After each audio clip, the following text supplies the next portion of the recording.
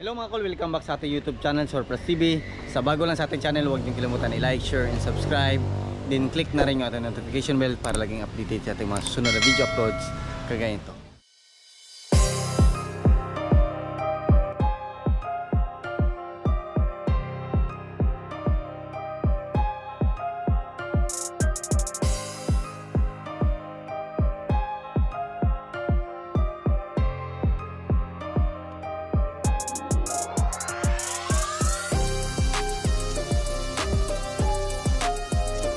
Ngayon mga kol, pakita natin yung ating Suzuki Every Wagon all-wheel drive K6A engine, 660cc, 63 horsepower.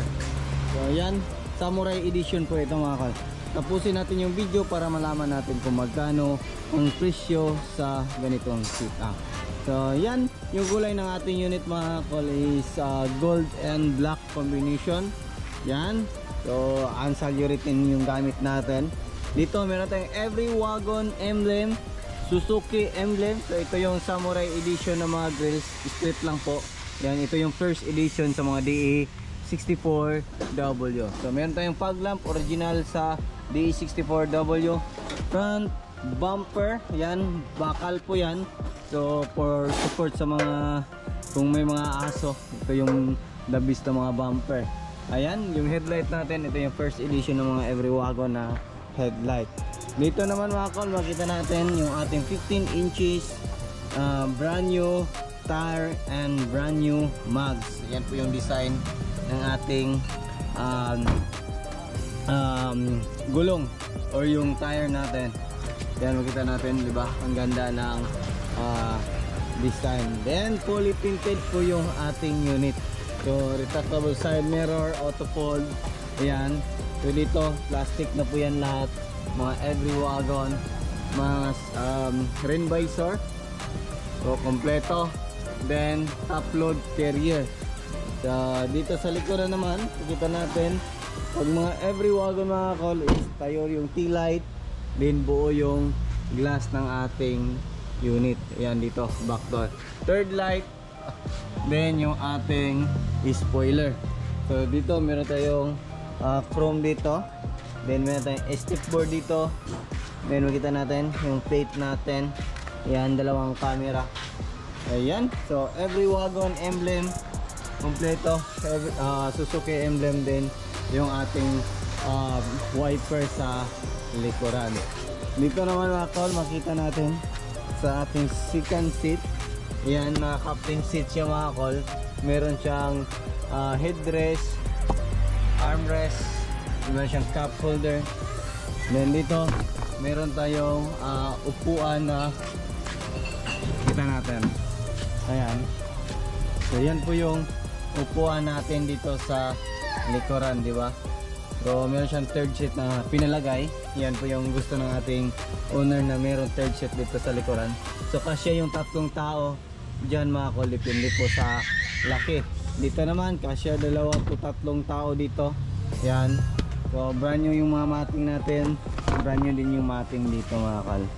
Ayan, yung kagandahan sa ating Every Wagon, marami tayong pwede gawin. Ayan, so dito naman mga kal, nakita natin yung seat cover natin.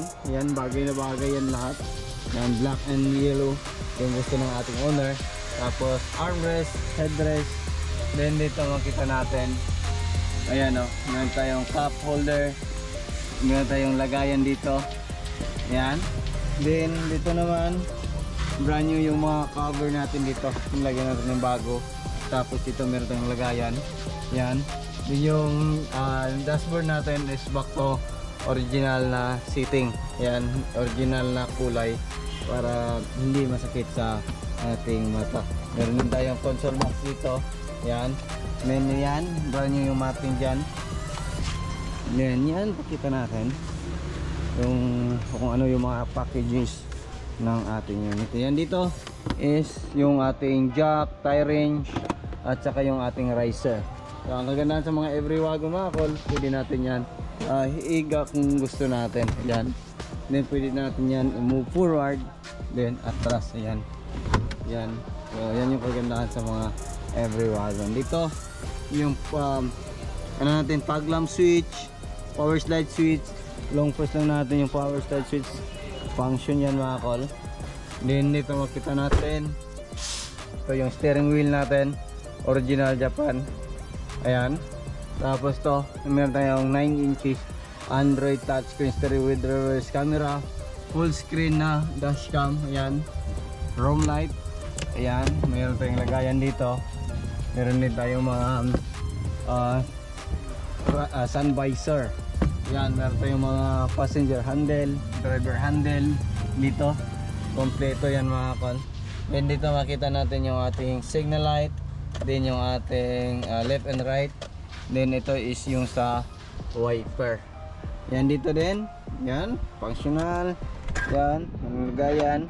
So yan yung kagandahan sa ating Everywagon. So check naman natin yung makina ng ating Everywagon. So start natin. Yan, start. So dito check natin yung makina natin. Kung ano yung nandito. Ayan. So ito yung makina natin, Japan surplus na makina o yung original ng ating unit. So yung makina nito mga kol is K6A engine, 660cc, 63 horsepower. So 3 cylinder inline po ito mga kol. Ito yung kanyang common rail, then injector, tatong injector, PCB valve, yung ating dito tayo mag-refill ng oil, turbo, ito yung turbo niya, oxygen sensor, may dalawang oxygen sensor yan, yung color red yung socket natin. So ito yung mga vacuum ng ating turbo. So dito mayroon naka-insulator yan, original, sililil. Para ito, naka-insulator para hindi mainit yung puwit natin pag uupo tayo sa ating unit. So check naman natin dito sa kabila mga yan. Ano yun nandito? Yan. Then dito mga kol, makita natin dito ang ating throttle body, intake manifold, yan, yung ating alternator, yung ating aircon compressor nandito, yung ating air filter, yan, nandyan. Then yung ating ECU, nandito yung ECU namin. Then ito yung ating main fuse box, ETF gauge, then yung ating engine oil. So dito, dyan tayo mag-check ng engine oil. So check naman natin kung ano yung nandun sa ating hood ng ating unit. So opener, dito tayo mag-open. Hilain lang natin yan. Ayan. Then eto, so makita natin dito ganyan, diba? Malinis yung unit natin dito, wala masyadong ano, halos stock lang yan dito mga kol. Yung ano lang yung nailipat natin, itong linya ng fluid, yung tube natin sa brake fluid or sa brake natin, nilipat natin galing dito papunta dito. So yung aircon galing dito, lipat natin dito. So yan yung ano dyan. Then ito yung coolant reservoir natin, brake fluid reservoir, wiper motor, yung ating windshield washer reservoir. So yan po yung nandyan sa ating hood. So yan, yung presyo nito mga kol is umabot po siya ng 340,000 all in na po yan, yung pinakita natin sa unit. Kasama na yan all wheel drive, yung tinatawag din natin na full time na 4x4. So wala siyang off kasi yung ratio ng kanyang gear sa harap at saka likuran is pareho lang po.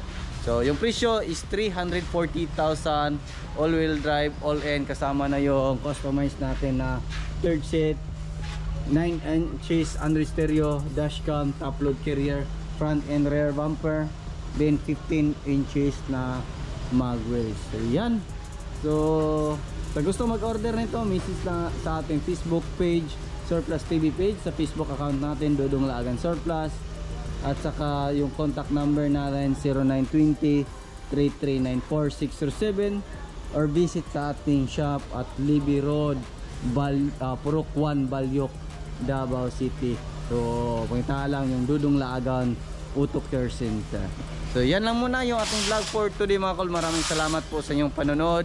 Sa bago lang sa ating channel, huwag niyong kalimutan i-like, share and subscribe. Then click na rin at ating notification bell para updated kayo sa ating mga next video upload. Again po. Ingat po mga call and bye bye. God bless po sa ating lahat.